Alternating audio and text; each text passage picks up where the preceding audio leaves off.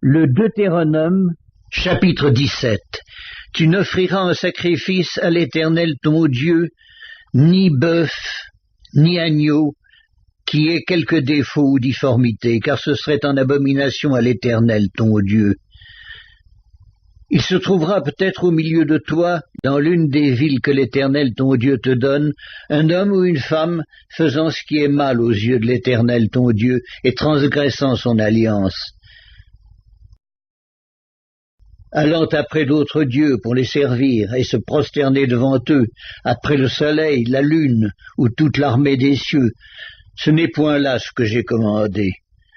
Dès que tu en auras connaissance, dès que tu l'auras appris, tu feras avec soin des recherches. La chose est-elle vraie? Le fait est-il établi? Cette abomination a-t-elle été commise en Israël? Alors tu feras venir à tes portes l'homme ou la femme qui sera coupable de cette mauvaise action, et tu lapideras ou puniras de mort cet homme ou cette femme.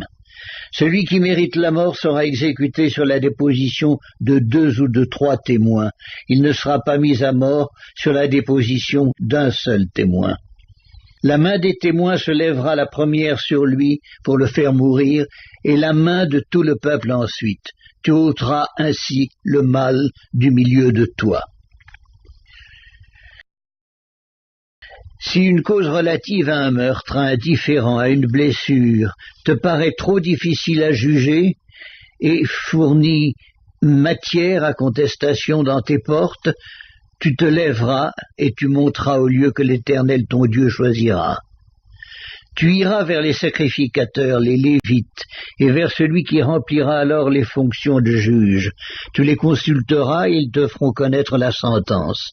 Tu te conformeras à ce qu'ils te diront dans le lieu que choisira l'Éternel, et tu auras soin d'agir d'après tout ce qu'ils t'enseigneront. Tu te conformeras à la loi qu'ils t'enseigneront et à la sentence qu'ils auront prononcée. Tu ne te détourneras de ce qu'ils te diront ni à droite ni à gauche. L'homme qui, par orgueil, n'écoutera pas le sacrificateur placé là pour servir l'Éternel ton Dieu, ou qui n'écoutera pas le juge, cet homme sera puni de mort. Tu ôteras ainsi le mal du milieu d'Israël, afin que tout le peuple entende et craigne, et qu'il ne se livre plus à l'orgueil. Lorsque tu seras entré dans le pays que l'Éternel ton Dieu te donne, lorsque tu le posséderas, que tu y auras établi ta demeure et que tu diras « Je veux mettre un roi sur moi, comme toutes les nations qui m'entourent », tu mettras sur toi un roi que choisira l'Éternel ton Dieu. Tu prendras un roi du milieu de tes frères, tu ne pourras pas te donner un étranger qui ne soit pas ton frère. Mais qu'il n'ait pas un grand nombre de chevaux, et qu'il ne ramène pas le peuple en Égypte pour avoir beaucoup de chevaux. Car l'Éternel vous a dit, vous ne retournerez plus par ce chemin-là. Qu'il n'ait pas un grand nombre de femmes, afin que son cœur ne se détourne point. Qu'il ne fasse pas de grands amas d'argent et d'or.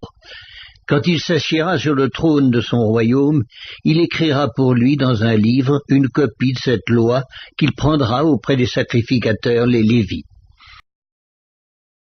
Il devra l'avoir avec lui et y lire tous les jours de sa vie, afin qu'il apprenne à craindre l'Éternel son Dieu, à observer et à mettre en pratique toutes les paroles de cette loi et toutes ses ordonnances, afin que son cœur ne s'élève point au-dessus de ses frères et qu'il ne se détourne de ses commandements ni à droite ni à gauche, afin qu'il prolonge ses jours dans son royaume, lui et ses enfants, au milieu d'Israël.